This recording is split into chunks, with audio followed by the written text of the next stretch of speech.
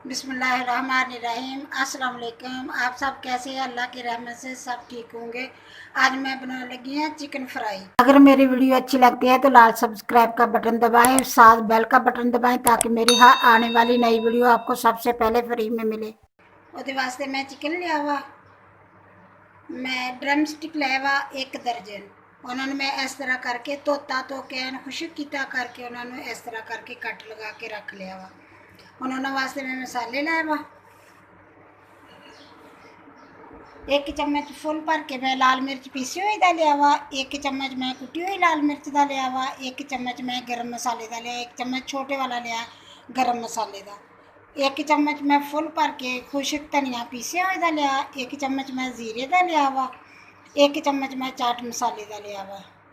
हल्दी रही है आधा चम्मच लिया वा हल्दी का, आधे चम्मच तो भी आधा चम्मच करके लिया वा मैं फूड कलर का मतलब ऑरेंज कलर का लिया वा।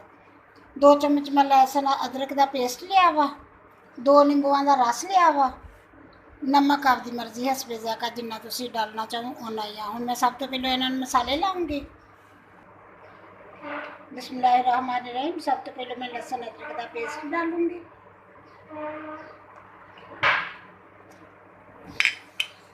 नमक डालूंगी,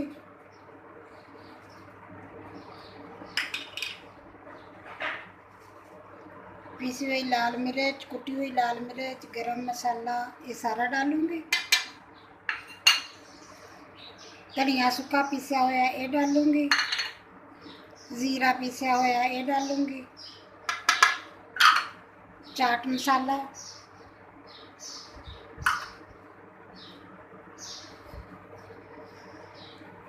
हल्दी ते ऑरेंज रंग डालूंगी, नींबू का रस डालूंगी। मैं इन्हू सारे मिक्स कर दूंगी।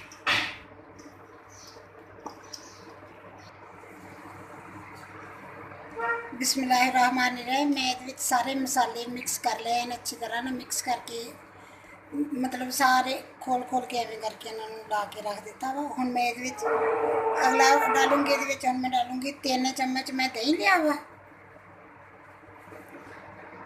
ਤੁਹਾਡੀ मर्जी के फेंट लो लेकिन ये पानी नहीं होना चाहिए, खुशक होना चाहिए, ज़्यादा नहीं होना चाहिए पानी।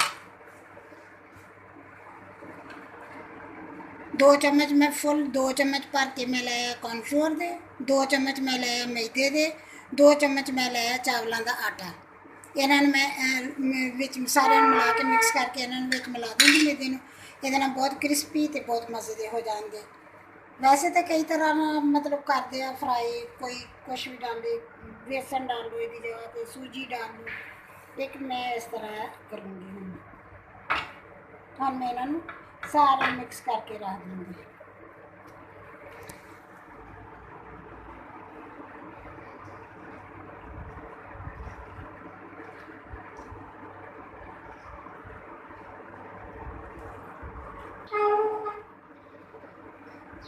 बिस्मिल्लाहिर्रहमानिर्रहीम। मैं चिकन में अच्छी तरह मसाला ला के सारा रख दिता। हम मैं इन्हू ला के तकरीबन 4 घंटे रखूँगी। अगर तुहाडी मर्जी है जल्दी है तुसी घंटे अद्धे घंटे बाद भी बना सकते हैं, लेकिन तुसी जे तुहाडे कोल टाइम हैगा तो तुसी मसाला ला के रात रख सकते पूरा, सुबह बनाओ तो उस तो भी ज़्यादा मज़े की बनती है क्योंकि मसाला सारा चिकन च एन अच्छी तरह मिक्स हो जाता है, फिर ज़रा भी नहीं रह जाता नहीं होगा मिक्स। तो जे अगर जल्दी हो फिर तुसी अद्धा पौना घंटा तो ला के रखोगे ना, इन्ने दे विच तां फिर मसाला मिक्स होगा। फौरन जो बनाने हैं ना बना तो लईदा वा फौरन, लेकिन यह है कि चिकन दे विच मसाला मिक्स नहीं होगा, उत्ते उत्ते जिहड़ा तुसी मसाला लाओगे ना बस वही होगा, अच्छी तरह विच मिक्स नहीं होंदा हुंदा। मैंने एन अच्छी तरह मसाला लाता वा, मैं तकरीबन 4 तो 5 घंटे रखूँगी, फिर मैं इन्हू फ्राई करूँगी। मैं इस तरह चुकूँगी फ्रिज च रख दूँगी क्योंकि गर्मी बहुत है, बाहर तो रख ही नहीं सकती। फ्रिज च रखूँगी इन्हें तो फिर मैं इन्हें फ्राई करूँगी।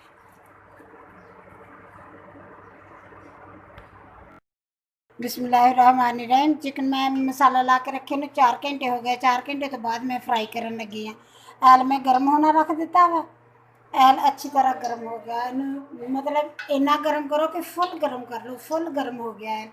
हुण मैं ये डाल देनी है चिकन।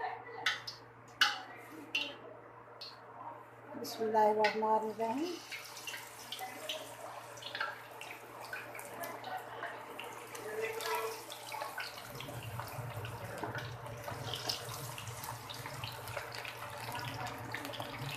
बस उन्ने पीस ही डालूंगी जो आसानी नाल हो जाए बन जाने।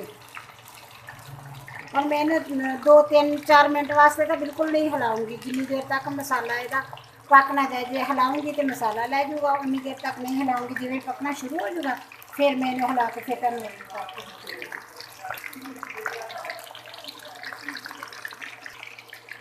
बिस्मिल्लाहिर्रहमानिर्रहीम। 2-3 मिनट हो गए मैंने पकाती नूं, हुण मैं इन्हू हिला दूंगी। नाल ही ਇਹਦੀ आंच हल्की कर दूंगी, थोड़ी कर दूँ, मतलब दरमियानी कर दूँ, इसलिए कि एन अच्छी तरह गल भी जान दे।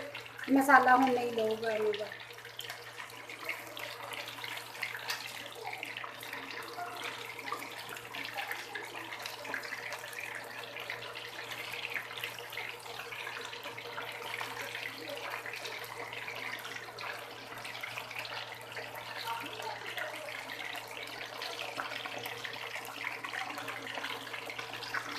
हम मैंने 5-4 मिनट होर पकाऊंगी। एक साइड तो बनाया 2-3 मिनट, हम मैं दूसरी तरफ पलट देता। हम मैं 5-4 मिनट इधरों बनाऊंगी, पकाऊंगी, फिर कल फिर दिखाऊंगी।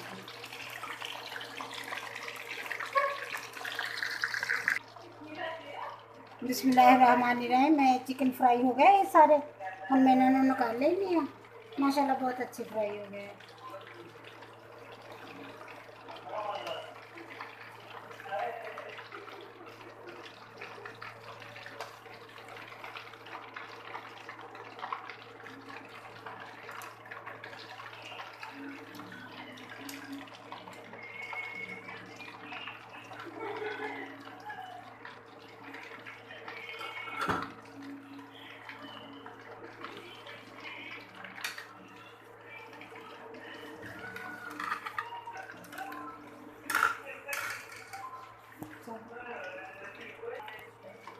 बिस्मिल्लाहिर्रहमानिर्रहीम। और मैं दोबारा गर्म किया क्योंकि वो जो कड्डो वो फिर थोड़ी आँच कम करी दी है ना, इसलिए थोड़ा गर्म हो जाता। दोबारा गर्म किया, हम मैं ये फिर डाल देनी हूँ।